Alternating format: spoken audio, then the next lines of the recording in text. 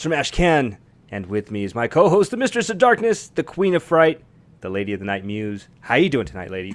I'm pretty good, hanging in there. Got another, bumps in the road every week, but I'm making it here, and I'm just glad to be hanging out with you guys. Yeah, I am too. Tuesday nights are great, especially when you ruin the show before we even go live. It I know wouldn't my be a computer wants to act crazy, yeah, it wouldn't be a Tuesday night if we didn't have a museism before. right? All right, somebody who's perfect in all ways, Chris, the creature Zisi. How are you doing tonight, my friend? Oh, I'm doing wonderful. So happy to be here. Getting ready to go on the road again. I will be doing this show from the Midwest next week, and looking forward to that and the show as well. But you know me, I'm a traveling man. Always happiest when I'm traveling. That's awesome. Yeah, I bet you're gonna eat well too. Yeah, Yeah, all junk, but it'll taste good. yeah. That you only live once. And somebody who needs to eat a little more, Dexter. Not you, HorrO. You look so handsome tonight. I'm jealous. How you doing? I don't know what I've done differently, but I still got this damn hair. With haven't had it one haircut in over a year, and Dexter needs no haircut, which is good. Just doing a lot of babysitting of this guy here. I don't know what he's doing on Twitter. He's trying to reach out to too many people. I don't know. I have to monitor these accounts. I don't know Yeah. what he's doing here. If the FBI shows up at your door, just tell them that you know an FBI agent, and it's I, okay. I I know what I'm doing here. Yeah, exactly. And I'm like, he's good friends with Max as well, so I think at least that's okay. So Well, we got an interesting show tonight. We're not necessarily doing a guest interview, so it'll be short and sweet. We just like bantering sometimes and kind of talking. Muse brought up a really cool Sinister Six, so I'm going to kind of piggyback off that with this black hole of the internet, some stuff that I found, kind of cool stuff. Recording from the Goldberg Dungeon. We'll see. That's an inside joke. They know. Anyway, we're going to get right into the show. I got a beer here. This is the Summer Shandy Lean, blah, blah, blah. I don't know what it is, but here's the beer of the week. Let's try it out. That is really sweet. It's a shandy with lemonade flavor. So that's pretty good. I like that.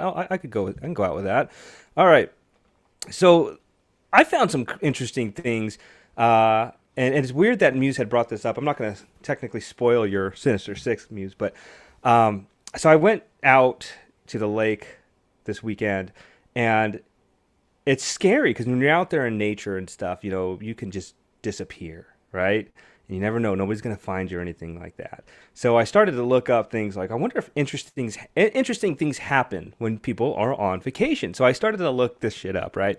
And I found these 10 cool sites that you can go follow or you can go visit, and I'm just going to kind of go through them real quick. You can go to the Sixth Floor Museum in Dallas, Texas. While the endless barrage of conspiracy-minded movies and books will forever cloud the tragic events of November 22nd, 1963 in our collective memory, as far as the official story is concerned, John F. Kennedy, the president, was killed when lone gunman Lee Harvey Oswald shot him from his perch on the sixth floor of the Texas School Book Depository in Dallas. These days, the building is home to a museum, while you can actually access the infamous window where Oswald took aim. So that's pretty cool. You can go to Dallas. Devil in the White City Tours in Chicago, Illinois. H. Holmes was kind of a character that shouldn't exist outside of cheap horror movies. In fact, he is about to be the subject of probably a critically acclaimed Scorsese DiCaprio joint. After opening a hotel close to the site of Chicago's World's Fair, he lured victims to his murder castle, taking their lives in various unspeakable ways, hanging them, locking them in their rooms, and gassing them, looking at them from a vault. Wow, so this guy actually just watched him die as he locked them away. That's interesting. So you can go visit that, and that is in Chicago, Illinois. Let's see what else are here. Oh, Lizzie Borden's house. I think Casey wanted to go see this one. This is in Fall River, Massachusetts. This is where Lizzie killed her family. The gruesome slaying of Andrew and Abby Borden has inspired everything from popular songs to Lifetime movies. Though Andrew's daughter, Lizzie, is generally believed to be responsible for the murders, she was acquitted at the trial. No other suspect was ever charged. She definitely killed him. I guarantee it. All right, so moving on. You can stay at that house if you'd like to. I don't know. Here's one interesting one. Jeffrey Dahmer tour in Milwaukee, Wisconsin. Jeffrey Dahmer, the notorious serial killer responsible for the murder of 17 men and boys, took our nightmares to a whole new level by engaging in cannibalism and necrophilia with the bodies of his victims.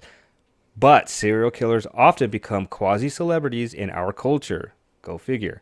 Inspiring in some of the fascination usually reserved for rock stars and royalty. Perhaps that explains the true crime buffs can take a walking tour of Milwaukee streets where Dahmer picked up 7 of his victims, and while learning more about the chilling details behind the crimes. So I guess they took you on a tour, and like Dahmer took this kid home or that man home and ate him. So I don't know if you're into that. Have fun with it.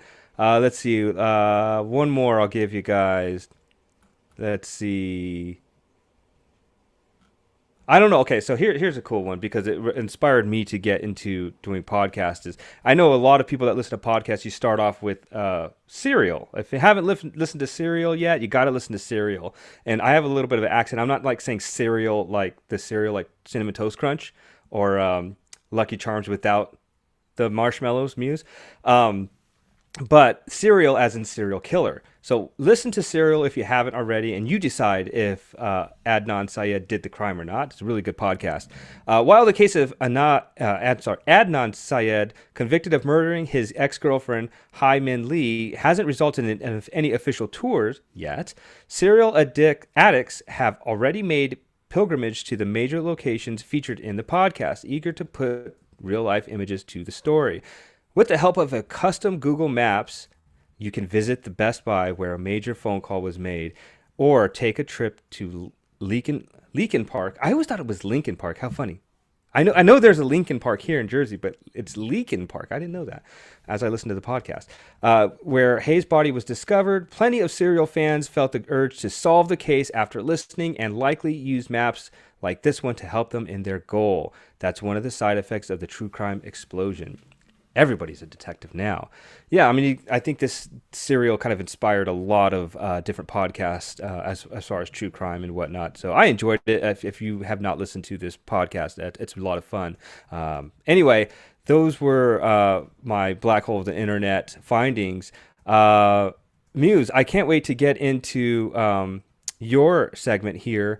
But give me 2 seconds. So have you ever maybe watched a movie? I guess I can ask all of you guys this, but maybe watched a movie that was based on like a true crime or a true event where maybe you guys wanted to see. Muse, have you ever wanted to see a location? No, just more or less probably maybe filming locations and stuff where maybe famous horror movies happened and stuff like that. It would be interesting though to visit something like that. Just for the pure history and facts of it, just to kind of get the real story on what actually happened. So it would be interesting. Nothing really comes to mind, like right at the moment, but any of the things you just mentioned would have been interesting. I always found, serial killer, things like that really interesting because it's like, what is going on in the minds of these people that do this stuff. And the only way to know that is to know the real story behind it. And by visiting a site like that, you're going to get all the facts. So nothing really, for instance, nothing comes to mind. Yeah, nothing comes to mind. That messed me up because I was looking at my thing that I'd pulled up. I was like, wait a minute, Ken closed my screen. Oh, I did? I'm sorry. No. I fixed it. It naturally happens. Sometimes I have to hit the escape button. But I mean, any of that would be really interesting to check out, just to kind of get the real story behind it. But Chris, did you have one that you wanted? Chris wants to talk about one. Okay. I see that look. I get the best one. Oh, okay. Guyana, 900 corpses. And so I go down to Guyana and I'm talking to all these cops, and they're old like me. And they said, where do you want to go? And I said, I want to go see the compound where Jim Jones killed 900 and whatever people. They said, it caught on fire. The jungle retook it. It's no longer there. He said, but what we can do is bring you to the house. Now, the house is in Georgetown on the capital. Not our capital, but Georgetown is the capital of Guyana, right on the ocean. And when Jim Jones injected or gave everybody Flavor Aid, it wasn't Kool-Aid, It was Flavor Aid, and they will point that out to you because Kool-Aid still marketed down in Guyana heavily. They said this is where the administrative offices, hundreds of miles away from the compound. And when Jim Jones killed his 900 people, he called up his administrative offices in Georgetown and said, okay, guys, drink the Flavor Aid. And they did. And in addition to the 900 corpses found in this jungle compound, 6 corpses were found in this house hundreds of miles away, even though Jim Jones was nowhere near there. So, you covered that movie. I think you did a review not too long Sacrament. ago. Right. I remember the Kool-Aid. Flavor Aid. Gatorade. Anyway, let's get into the Sinister Six with Muse. Okay, so interestingly enough, Ken and I are sharing the same brain cells as usual. He did not know what I was going to come up with until like earlier today, and he was along the same wavelength as I was because my Sinister Six is about traveling nightmares, vacation destinations, in horror movies or things that happen in horror movies that may make you wanting to rethink the whole thing and just stay home after you hear some of these. So these are some of my favorites. A couple you may or may not have heard of. If you have not, I definitely urge you to check them out because they are all excellent. But obviously the first one is one we all know, I would think, for sure. If you do not know about Final Destination, I don't know where you've been all your life. And if you're a horror fan, I'm even more shocked. But if you were ever afraid of planes, Final Destination will do it for you. I've never been afraid to fly, even after Final Destination. I don't know. It just feels like a big carnival ride lifting off the ground whenever I get on a plane. So I love it. It's just like a big roller coaster. But Final Destination, of course, centers on a group of friends that are going on a class trip to France. And of course, we know that Alex, played by Devon Sawa's character, has a vision that the plane just basically explodes and everybody's just taken out in a blazing inferno. And of course, he promptly gets his ass off the plane and a group of friends follow him. And of course, we know the story. But, it's just like, it sounds like a great, everybody's having a good time. They're going to go on the class trip. They're going to France. Everybody's excited. Everybody's happy. Just like all of us are when we're getting ready to go on vacation. We're on the plane. We're getting our peanuts. We're getting our drinks and we're on our way. And then, boom. There goes the plane. We don't think about that kind of stuff, but Final Destination makes us face that. And things like this do happen. Malfunctions happen in planes. I'm one of those people that feel that you have a greater likelihood of getting, killed in a car accident than you do on a plane. I think you're a lot safer on a plane, but I also understand the concept of wanting to stay on the ground. So in Final Destination really hammers that point home, I think. But I think that's one thing I love about the Final Destination movies is that they all prey on some of our greatest fears with things we love to do, and traveling is definitely one of them. So that would definitely maybe make somebody rethink taking a flight and just driving instead. So the second movie is not necessarily a horror movie, but more of a thriller and a great film noir, I guess you could say, more like a modern film noir from 1997. And you knew there was going to be Kurt Russell in here because it's Kurt Russell. And it's Breakdown from 1997. And you can see him here in the picture with Kathleen Quinlan, who plays his wife in this one. This is just one of the best modern film noirs to me. Happens during, just a regular cross-country trip. They're relocating. He's got a new job. I think when he has a new job, they decide to take all their money and invest it into moving across country. And they get intercepted by these guys that think they have all this money because they're driving a really nice car. Now, how many times have we just been moving and maybe like some of us have moved cross country? And, it's just something really regular that we just don't think about. It's not necessarily a vacation, but it's definitely a major life event. And they get intercepted by these guys that basically take her hostage or abduct her and basically try to extort money from Kurt Russell, who doesn't have any money, but has to pretend he does to try to get her back alive. And I mean, this movie is one tense ride the whole way. And it's great performances by both actor and actress here. So if you have not seen this movie, which I imagine most of us have, you've definitely got to see this one. This is definitely one that should be at the top of your movie queue. So moving cross country, not good. This is something that I think that most of us don't think is going to happen. We're like, okay. Number 3 is Hostel. Okay, this movie starts great. You got friends backpacking across Europe. They come across this hostel. It's all these beautiful girls. I mean, these guys are like just looking to party, have a good time. They're having a blast. And they come to what seems like a dream situation, this hostel. There's beautiful girls everywhere. They're hitting on them. Everything is going great. They go to these clubs. They're having a blast. And then, they find out that they're nothing more than marks for this elite hunting torture club. And they're basically have been singled out to be tortured by these rich, insane people for kicks. And so it's like, you're like backpacking across Europe. You just don't think you're going to get, wrangled into this torture club. And of course, that's what happens. And what comes to mind whenever I see this movie, and this is like one of those movies that I saw something on Twitter talking about, what movies would you consider your comfort movies that you shouldn't? And Hostel is one of them. This is a brutal movie. And I don't know why I turn this movie on when I'm just like, I don't know. It's a comfort movie for me. That sounds terrible. People probably like unfollowing me as we speak, but like looking at me sideways.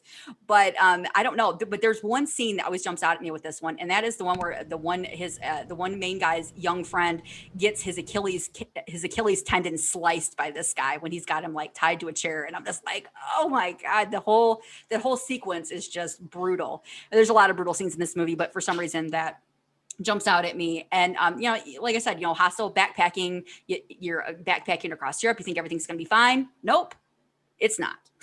So I'd be scratching that off my list pretty quickly. But again, it's something we don't think about. The 4th movie is called The Ruins. Now, this is one of those movies that I would imagine some of us may have seen and some of us may not have seen. This is one that I'd forgotten about, that I was like, oh, yes, I remember this one. This stars Jenna Malone and Jonathan Tucker. And the characters center around Amy, Stacy, and Eric, and they are, they're having fun. They got a sunny holiday they've set up in Mexico, and they're having a great time. But they get much more than that after visiting an archaeological dig in the jungle. It sounds like a good time, really, really kind of cool. Just checking out, all this these artifacts and everything. But carnivorous vines end up trying to ensnare the friends in their tendrils, forcing the group to fight for survival. And who thinks about that? Okay, we're going to go on this great sunny holiday to Mexico. Killer vines are going to attack us and eat us or whatever's going on here.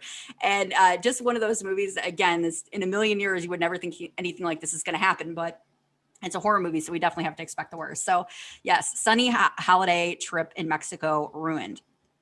The next, I believe, let me get my little list here. I lost my screen, is Teresa's. And this is the second movie that I was kind of not sure if everybody had seen. And again, kind of centers on travelers, 3 friends, some really familiar faces in this one too.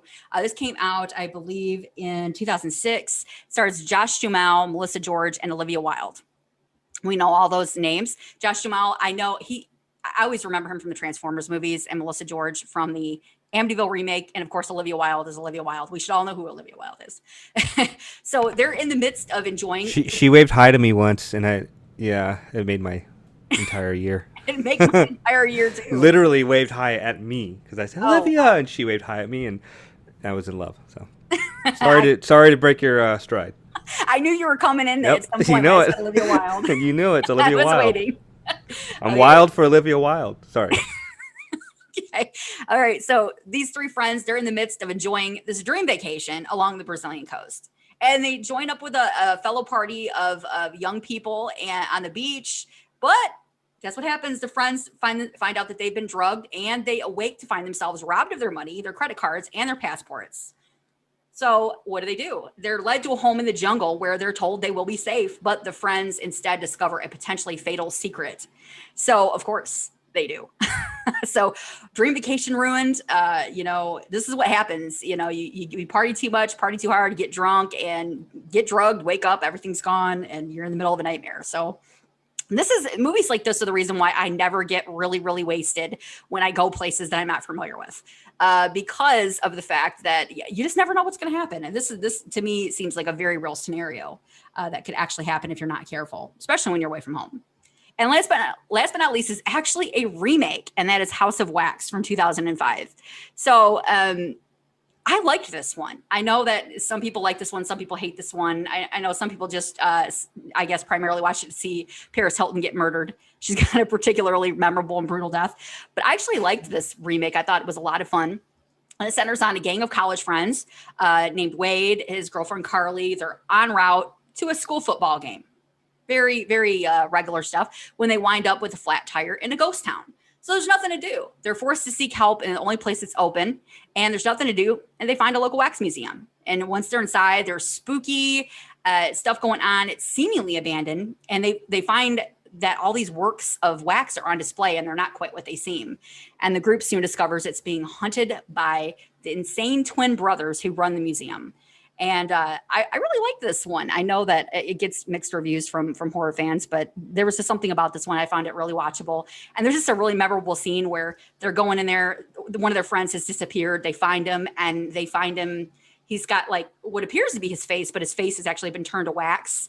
And they're trying to like break the wax off his face, but it's actually his skin at that point. And you just see nothing but flesh and tendon and teeth underneath. It is gruesome, but it is such a great case of practical effects. So just a lot of great scenes in that one. And of course, you have Paris Hilton's memorable death as well. But yeah, just going to a football game and everything goes wrong. So not even a trip there, but I just kind of wanted to mix in like regular things that we all kind of do with our friends along with like vacations too. I didn't want it all to be repetitive. So I'm going to swing around and ask the guys what some of their favorites horror movies are that maybe centered on, friends hanging out, going to do something, or maybe a vacation. So I'm going to start with Ken this time and ask him what some of his favorites are.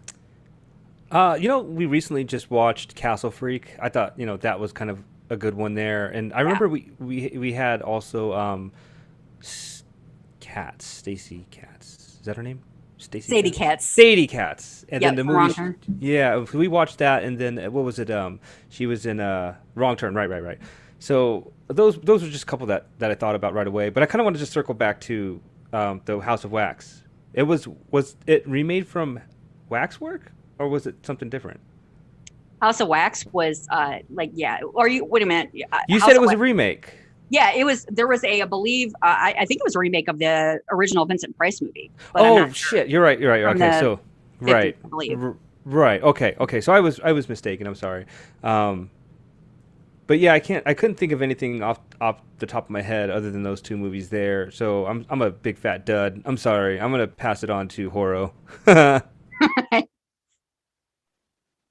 Okay, let's see. I hope I'm not stealing this from Chris, but I'm going to mention one here with one of his favorites, and that is Mila, and that's The Perfect Getaway. That's more of a thriller than a horror movie, but that has a terrific twist in that movie. Regardless of what other else goes on in that movie, excellent little twist there that kind of mix it up. And that one's obviously a vacation in Hawaii that goes wrong. How about another movie called Rest Stop?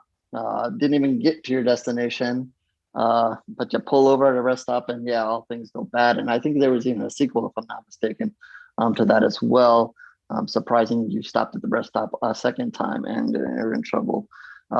Thinking of another one, something more simple like Train to Busan, getting on a train. Then you're got all the zombies of the world trying to kill you. And then maybe a couple of newer movies, Death of Me, which goes to, I believe it was Thailand, and the couple there gets in trouble with a local curse and so forth. I don't want to give away the surprise there. And something that's kind of maybe in modern time and kind of plays on the whole maybe Airbnb thing is The Rental. Some people where they go on vacation, rent this home, and something bad happens. I'm not going to give it away there, but those are a bunch, an old one or two, and some newer ones there kind of mix it up. I cannot help but stress that if all of the listeners out there have not seen The Rental, they need to see it. That will have you rethinking renting anything from anyone, anywhere. Like, skip this. To this day, I'm like weirded out because somebody told me they have hidden cameras in hotel rooms. And I'm like, what? They do not. I think they actually do, and maybe it depends on where you stay, but I wouldn't be surprised. So I'm all the time looking at the light fixtures and the little things in the ceiling, something that doesn't look quite right. It looks right, but doesn't look quite right. So yeah. But the rental will have you really wondering exactly who you're renting from.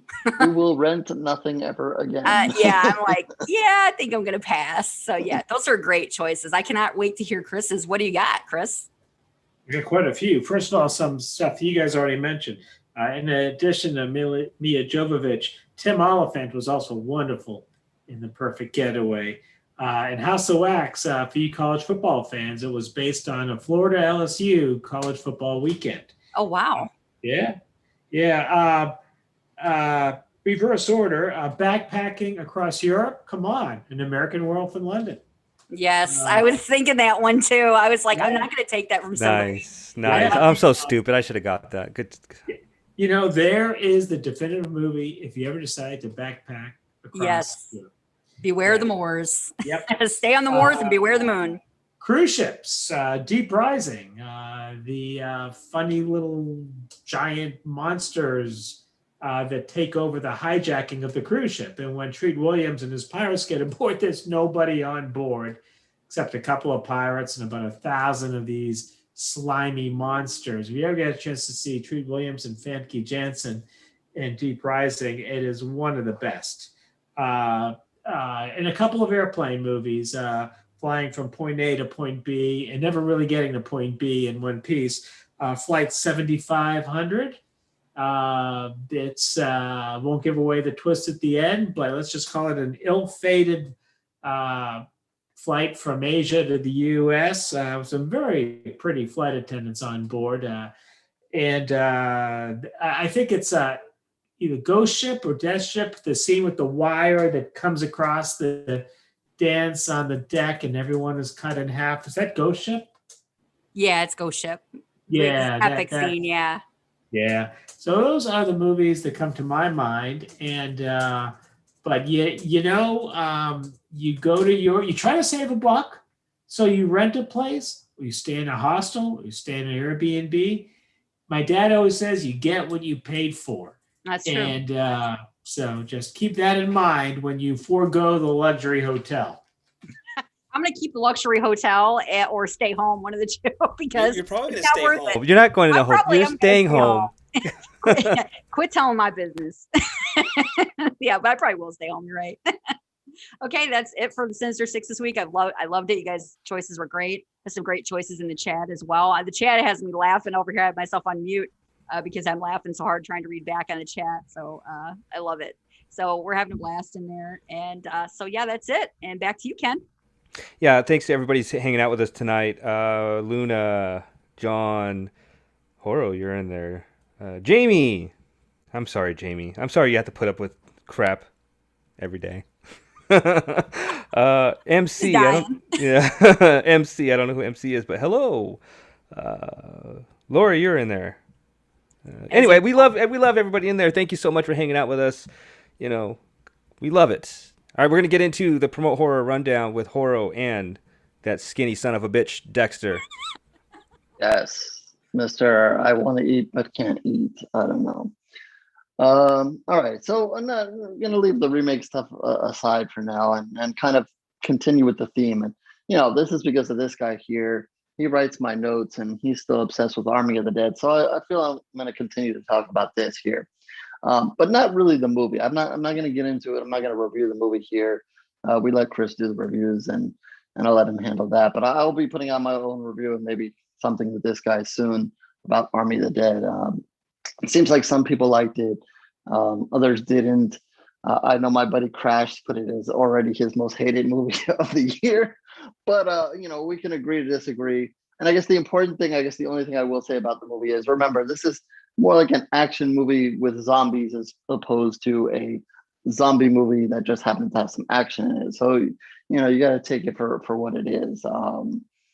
With that, what I want to do kind of focus on instead is the zombies here in the movie, because what I think is fascinating is what they do with the zombies. And if you haven't seen Army of the Dead and you think this is going to be a spoiler, maybe you can listen to this, maybe you want to pass, I don't know.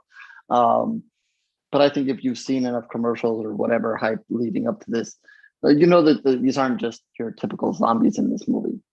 And so I kind of want to just go through zombies and maybe, everybody's kind of feelings of zombies and where they started and where they are now, and maybe what we have to look forward to in the future. And so as we all know, zombies originally kind of started as just, slow walking creatures, very brainless. They're not really going to get anybody unless they're in a large amount and kind of get you cornered.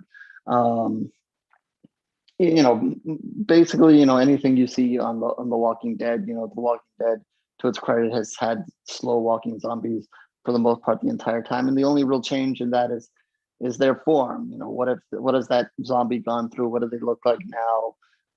And then the special effects that go with it. Then we have of course, fast moving zombies, and I know some people are against it, and some people are for it. I find them maybe a little bit more terrifying because, hey, they can chase you down. They are fast. It doesn't take a large amount of them to get you.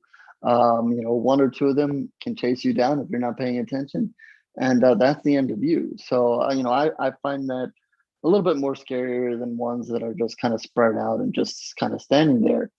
Um, and then we've seen some movies give some zombies some credit and give them a little bit of brains or give them emotions and try to do some things more. Maybe we've seen horror comedies go a little bit more. Maybe a zombie can talk or do other things like that. Maybe you don't want to throw that in there or not.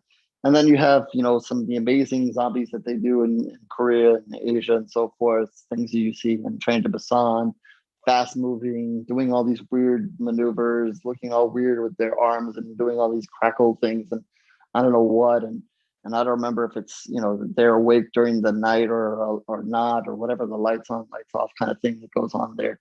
So you have all these different things here, and then you land on Army of the Dead, and here you have basically you have fast. I mean, they're all fast moving zombies here. You got a bunch of fast moving zombies. So if you don't like that, there's out the door for you. But you have a group of fast moving zombies. But you have the zombies here that are basically, the ones that are just going to fight and are meant to die. They're like stormtroopers. You're just going to kill them and move on. They're there to die, and that's it. But then you have another class of zombies in this movie. Not a lot of them, but there are the exact term they called them. But I guess they're the leaders of the group. And obviously you see it from the beginning of the film. And if you watch the first 15 minutes, you get to see the leader here. And he's obviously a little bit smarter. And he's obviously able to communicate with some of the other zombies and all of the zombies, basically, to get them to do what he wants them to do. And then you have a couple other zombies that also have their ability as well to kind of be in command and lead. And you kind of see a thing go on where the humans and the zombies some of them get kind of close and nothing really happens. There's no attack, and there seems to be some kind of communication without communicating. So I'm trying not to spoil the movie totally here. So you kind of got that going on. So that kind of just, leads me to, is that where we are with zombies now? Can we, have looking forward to more movies where zombies are more than just things we obliterate? I mean, it's all fun watching zombies explode, watching people kill zombies. I mean, it's good. And, you watch people get all bloody and guts. And if you still watch The Walking Dead, they still do a fantastic job. I mean, with some of the makeup. I mean, obviously, someone who watches The Walking Dead like me, I always want to see the zombies. I always want to see the zombie killing and the zombies killing the people. But, as the series has gone on, you've realized that's not the only thing that the series is. There's a lot of drama to it as well. But you still watch and you see the makeup and they come up with very creative zombies and so forth. So there's still that direction to go. And I think everybody tries to come up with their own style of zombie and whatever. And as special effects changes, you can see the changes in the zombies as well. And that's all cool and good. But I mean, are the days of just simply having zombies being slow walking creatures that we just are there? I mean, do we need to continue, or are we going to evolve with them? In this movie, you see even the lead zombie wears a thing over his head kind of as protection. I mean, we all know that, you kill a zombie by his brains. And if it has coverage on his brains, hey, here we go. We've had, even in The Walking Dead, they did some episodes where zombies just happen to have things over their head. So you couldn't just bash them in the head because they had protection on already. But this guy actually puts on gear like he knows that, hey, they can kill me in the brain, so I'm going to cover myself up. So I think that this kind of is an interesting direction to go. Maybe we need to see maybe a little bit more development with the zombies. This in the movie, they kind of seem as a community in this Las Vegas. There's even, I'm going to hold things back. I don't want to give away the whole movie here, but there's other things these zombies are doing. But let's just say they're more of a community than maybe we've seen any time else. Besides, maybe some comedies and whatever, but any serious movies, most of them are just attacking it and so forth. But should we see more movies with zombies with strategies, zombies that can think? Will it make it more interesting? I think there's rumors that they want to do a sequel of Army of the Dead. Will they expand on this zombie world and what these zombies can do in a sequel? Whether you like the movie or not, I'm not afraid to see people push zombies to the next level. Don't make them just these mindless things that people are killing. I mean, because we've all seen it, and I'm sure there'll be more remakes. And Zombieland is fun because they make fun of how you survive in the apocalypse. But let's give zombies a little bit more, and let's see if we can defeat them. Then can we? It's hard when they can run. I mean, we've seen plenty of movies when they run, but then a lot of people argue, are those true zombies or not? That's a whole nother argument as it is. But that's hard enough. But if they can run and they can think, what is it then? What are we going to do to combat that as well? We watched I forgot what it's called off the top of my head now, but a vampire movie where the vampires, and I know I mentioned this a lot, but it was Twilight. I think it was Twilight. No, it wasn't that. It was probably Twilight. No, those sparkle. That's the only thing they do. They sparkle and die. They sparkle and then they die, or we wish they died faster. Unfortunately, they talked for too long and lived for way too long, way too many sequels. But basically, it's I forgot. We interviewed the guy and everything about a different movie he did, but it's basically the United States was split between the vampires and the humans that are still surviving, and you had kind of inner workings there of the two sides fighting against each other. Maybe we can lead up to something like that in the zombies as well.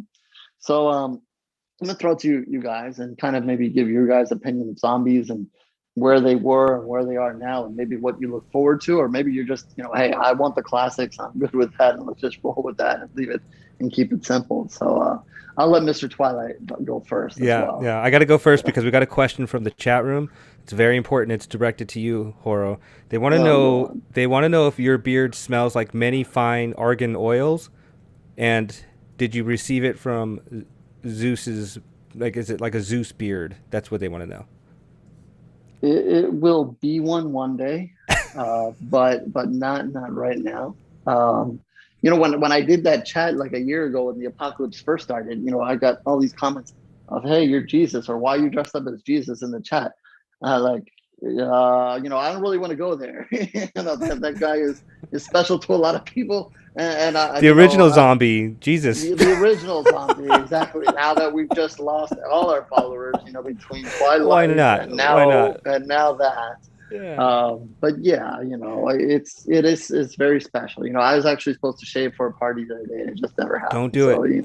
Don't give in. It's just that and this thing back here. If you would have ever told me I would be wearing a ponytail, I would have said no. I got a little one. This is highly ridiculous. I've long been, short-haired person, and it is uncalled for.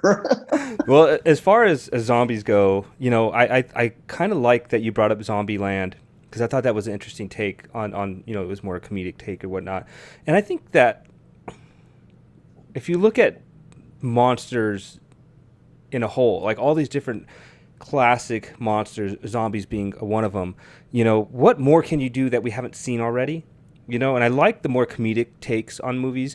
And this movie was really stupid, but I liked it because it was not Zombieland, but Warm Bodies. I liked Warm Bodies because the zombie started to become more like a human, in a sense, and he started, to whatever. So I like the different takes on it. Obviously I love the blood and gore. I was a really big Walking Dead fan when it came out. I thought it was just an excellent show until it just got repetitive and whatnot. I don't know how you still watch it. I commend you, but yeah, I would definitely put like Zombieland and War and Bodies. I like those movies, but World War Z was interesting because that they were fast, they were aggressive and stuff like that. So I'm not going to bring up the person who wrote that book because Muse may have nightmares, but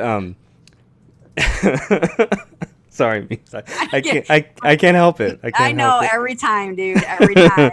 On that note, I'll just throw it over to Muse because I had to get my jab in there. I know every time, dude. It's like never gonna live that down, but that's all right.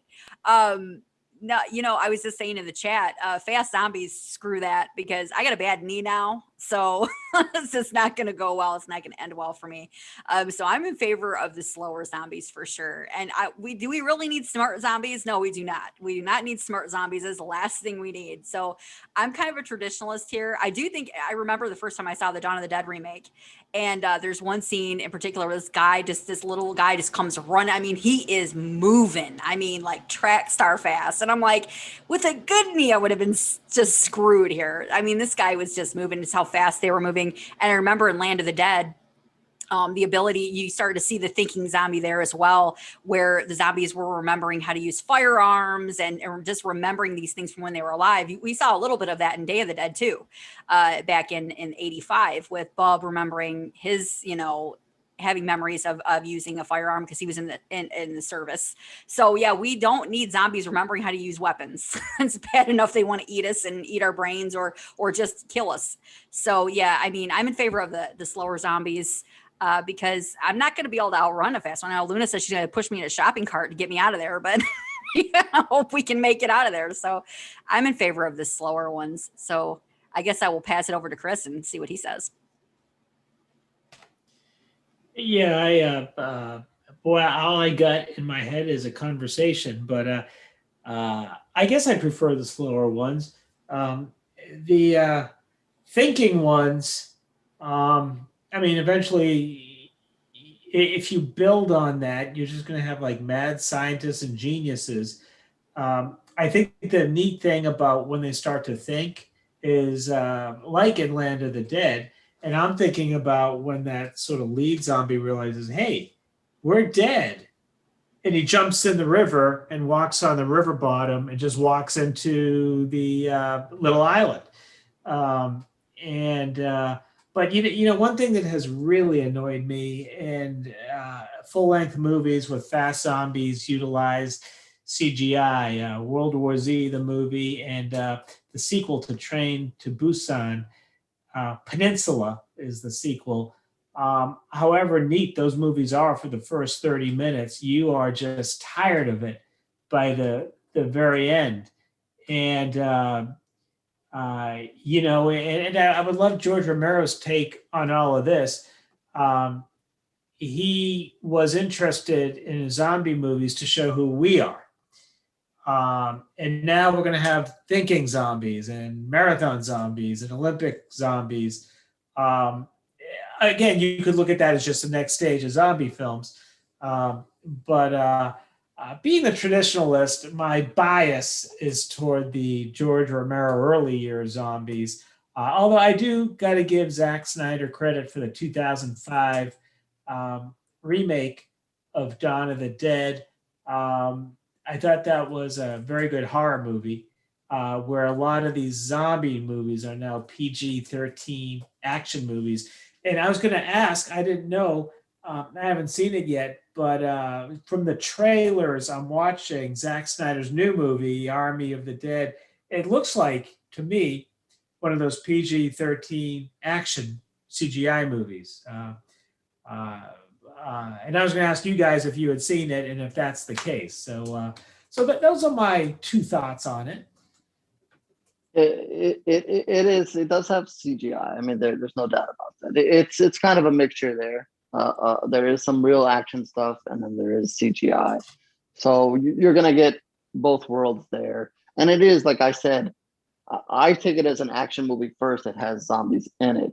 And I think that's why maybe some horror fans, like someone like Crash, I haven't heard his review of that. I don't know if he put it out yet. Said he didn't like it. I'm gonna make the assumption is because it's an action movie with zombies and not, a true horror movie at heart that has some action in it, where I think more horror fans would like. I took it for what it is. I like the movie. I didn't. My expectations weren't high. Obviously, Netflix. It's a big deal and so forth. But yeah, it does have CGI in it. I mean, it does, and it does have the scenes where there's a ton of zombies, and a lot of them are CGI. But then they do, especially in the opening sequence, and you can go on YouTube and watch the first 15 minutes. And it's kind of a combination of, but you can actually see some really fun Las Vegas type zombies there in the first 15 minutes, especially when they actually get to Las Vegas and you see the city kind of crumble. It's just kind of fun. Then later on, when it's the masses, it's kind of like World War Z, where it is, CGI zombies, infiltrating, but you are going to get those battles one-on-one and so forth, especially the later in the film you go, especially in the lead zombie as well. There's a couple of main zombie characters that are characters, so you do see them. They are actors and they all do whatever they are doing in the movie. But yeah, I just think, we're kind of, a few weeks ago we talked about, the movies in the woods and so forth, and where we are now, and you're gonna have those movies, you kind of have to eliminate the cell phones and blah blah. Either set the movie like, hey, this is 1980 and we're here, or this is current times and our cell phone doesn't work because of whatever. I think as we progress as a society, having zombies there, we're gonna have to make some adjustments with how you make a movie, because the more I think our technology grows, it just would be easier to kill just a zombie that's just gonna stand there. That's just my assumption. So I think as we go, it would be nicer to see maybe zombies do a little things different. And comedies are, you can do anything in a comedy just because it's a comedy. I mean, it doesn't even have to make sense. So comedy kind of opens the door to doing more ridiculous things, where I don't think, Army of the Dead has its funny moments, but I wouldn't call it a comedy first. But yeah, that's just a take on zombies and so forth, since we had Army of the Dead out and so forth. Fun fact before we move on. I want to say that I just don't think Batista is a good actor. I'm sorry. I liked him in Blade Runner. I did like him for that quick moment because it was just a fighting scene and he was, whatever. But other than that, I just think it's horrible. I do like him in Guardians of the Galaxy because he played a totally different character, but I just did not buy it. And then the main zombie is a guy that I've been trying to get on the show for a long time, because he played Big Daddy in Ghost of Mars. And he also played Batman, and he was a stunt double. He's like a stunt double. I cannot wait to get this guy on the show. So I just realized that it was him. He told me the last time I spoke to him that, hey, I'm working on a really big zombie film. I can't talk about it, but when I do it, I will come on the show. So maybe I can do some finagling and we get him on the show and we could talk a little. We could actually do a show about this movie, and then Crash will hate us. And because we're going to probably kiss this movie's ass. And it was a great movie. And actually it wasn't. But anyway. Wait a minute. I just want to say to Batista out there, if you're listening, you can come kill Ken. I'll fight him. Not the rest of I'll us. fight him. I think you're great at now. I just had to say that. Don't come kill us. We're all innocent here. Yeah. Well, I don't piss a lot of people. Maybe I do. But it was my week to piss somebody off. Yeah, there goes the hate mail. Ken Hey, if Batista emails me and wants to fight me, I'll take a couple hits. That would be the most epic show ever. That would be like the most views on YouTube. Yes, I would pay to see that, man. All right, HorrO, go ahead and wrap it up. I'm sorry. Okay. Ken is eliminating my beard, Batista, Jesus, and everybody all in one. But it looks like Muse has found her replacement for Ken one day, but we'll see. We'll see where that goes. There's never a replacement. I don't know how technical he is behind the camera. But we'll be in trouble because I'm sure the rest of us can't do this. So we'll see. Anyway, with all this craziness going on, let's get to some news. Even though I didn't mention a remake, let's start with the remake news at the top. Firestarter remake has started production. I guess the first stills are out of that. Again, we'll see what happens and why we need that movie at another time. The Hellraiser reboot. Looks like we've talked about that months ago, and it looks like that is going to come to Hulu. And remember that there is still the HBO series that's going to happen at some point. I'm not sure the status on that, but it is apparently going to happen. So all kinds of Hellraiser things coming in the future. Spiral, which just hit theaters last week. will be coming to stars, it looks like, in October. So for those of us like me who have not ventured out to the theaters yet and that avenue and are waiting for it to either, it'll probably be on DVD before then. But if you want to wait for it to stream, it looks like it'll be on Stars coming in October. And, we all love our Saw in October. I remember, all the time that those movies were released, it was always in October. So it was a good time there. Kane Hodder, we love mentioning anything with him. It looks like his biography, Unmasked. It's crazy. It's been 10 years now since that's come out, and it looks like they're going to re-release that with a special edition with a bunch of extras, and I think maybe even his autograph and so forth. Information is going to be released on that. I think it's releasing now, and that'll be out in December. So if you're a really big fan of Kane Hodder and interested in his books and so forth, that will be out. A really cool, I haven't done Funko Pop mention in a while. A really cool one here is Jaws for us Jaws fans. I know John loves posting Jaws all the time. They're doing the Quent scene. Apparently they've done different pieces of it, but I guess they're doing the whole thing now all together. So you can get his death scene there in Jaws on the boat, which is pretty cool stuff as it is. Going back to the zombie things, this is a whole other zombie thing. And I know Ken's watched this probably with his girls, or he will one day, is Zombies, the series on Disney. Looks like part 3 is coming soon. So there you go. That's a whole nother zombie there. I didn't even mention that. That is that is that. So that is on Disney. And then Great White, which is a movie, shark movie. We like talking about our sharks and mention Jaws. That looks like it's coming out in July, and they've released a poster to that. And I believe there's a trailer. I don't know if it's the official trailer, but I believe there's a trailer out for that as well. And that'll be out in July. And since we're at the end of May here, I'm just going to mention a couple of titles that'll be coming in June. These will be streaming. Some of them will be in theaters, but some of them will also be streaming in one way or the other.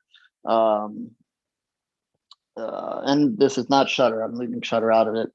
The Evil Next Door. I don't even know if you're supposed to say this together or separate, but it's GAIA. Roadhead, June 9, and that is a movie title, not just a date. Censor, Stalker, Digging to Death, and On the Trail of Bigfoot, The Journey. Just a couple of titles that'll be coming streaming soon in June. And to wrap it up, my recommendations, well, we're going to go to Shudder. Here's a movie called Caveat that'll be out in June. That'll be the first big title for Shudder in June. Pretty interesting movie here. Interesting what they do. I can't really say too much about it yet, but definitely check that out. And the one that's coming to DVD, and I think it also might be on digital, is Spare Parts. I mentioned it last week. I got to interview the director there.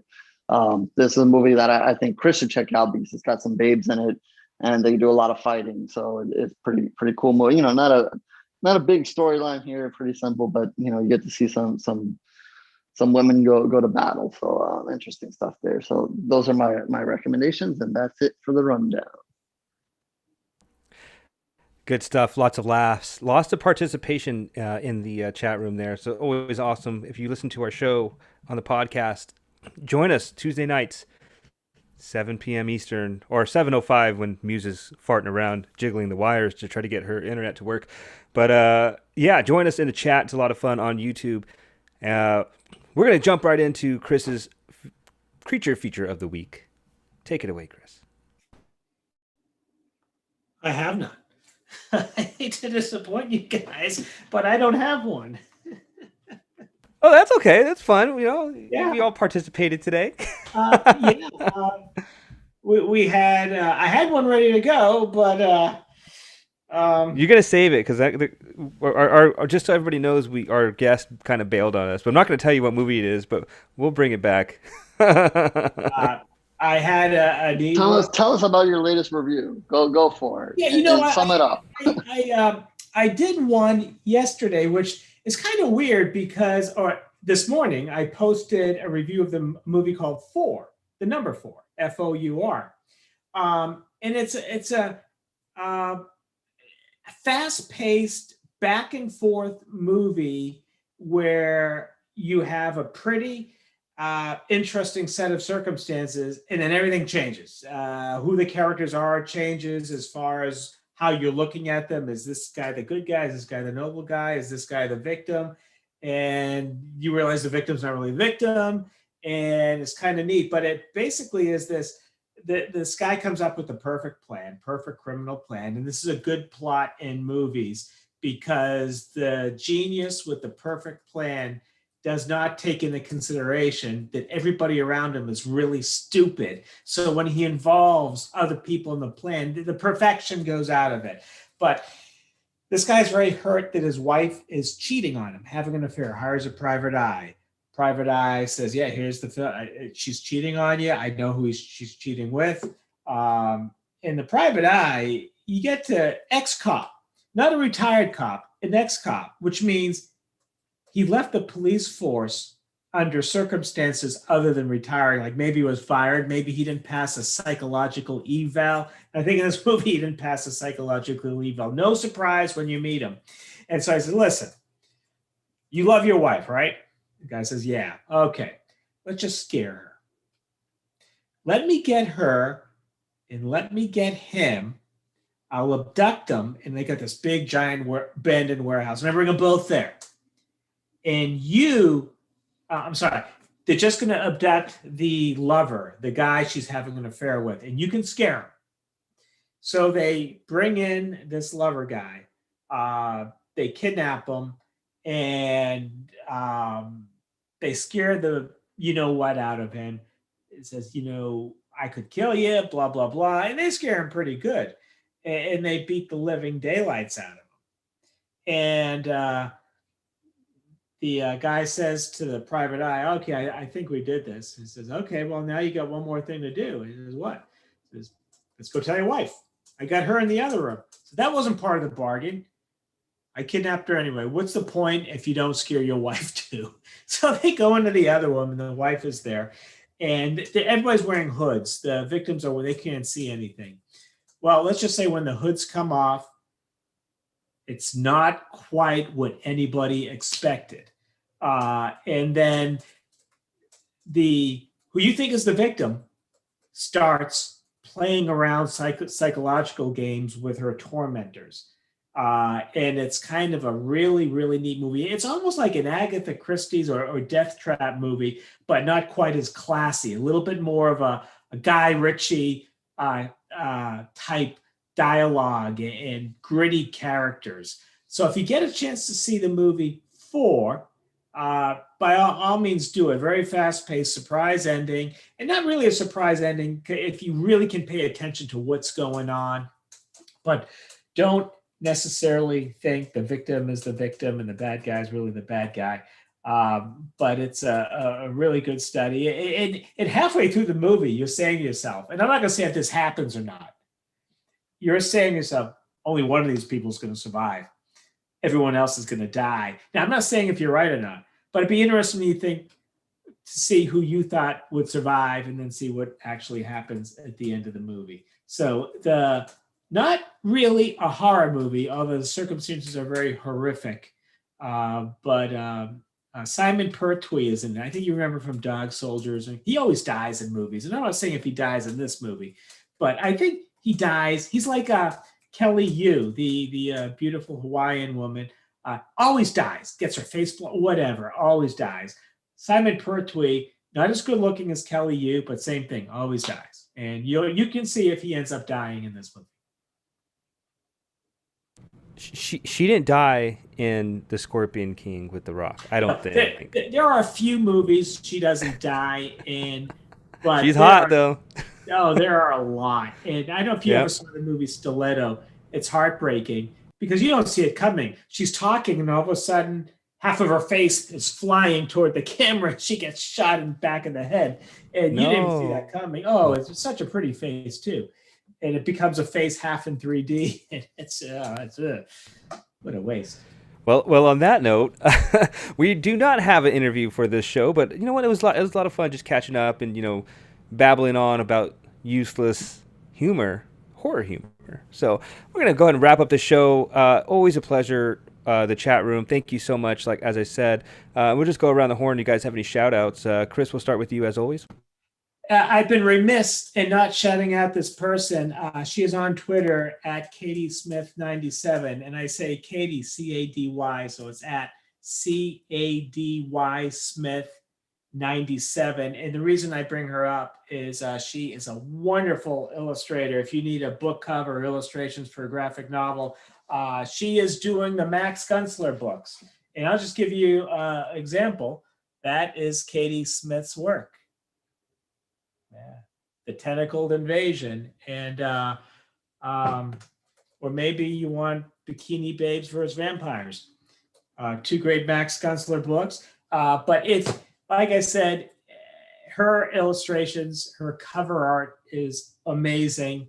And I can tell you this, when you hire Katie Smith, she's not just going to draw a picture. She's going to talk to you. She's like a cop. She wants to know exactly who these people are and what you foresee in them. And then she gives you a product, right?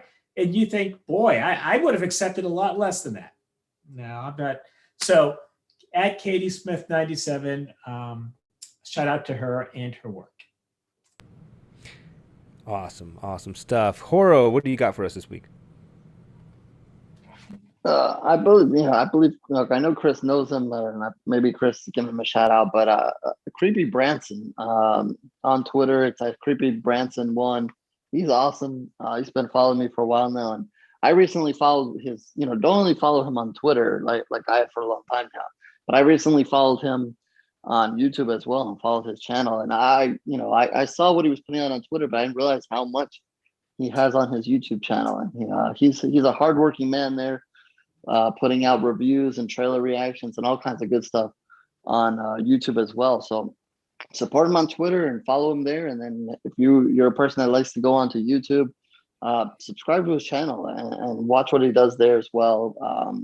Love his passion for horror and all that he's doing there. So that's a double there. His channel, his Twitter.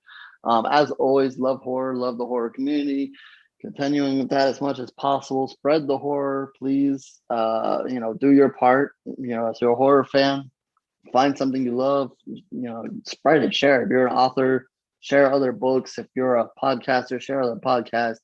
I know there's a bit of competition, but let's put all that aside. Let's grow the community and share and help, because no one else is going to help this community other than ourselves. Really, we talked about it before. Other people are scared of us. So we have to do it ourselves. So let's do it. Spread the horror, and on to the next podcast. Yeah, Branson's a good egg, man. He's busy, man. That guy puts out so much content like over and over and over again. So he's a really good follow. Muse, and also a great follow when she's on Twitter. Really good follow there, and she organizes a lot of stuff. So Muse, what do you got for us this week? I was just going to say that I've not been on Twitter a ton. I'm still working my way back on there. I was on there a little bit last week, and just want to say thanks everybody for hanging in there with me, and appreciate everybody in the chat and listens to the show, and everybody.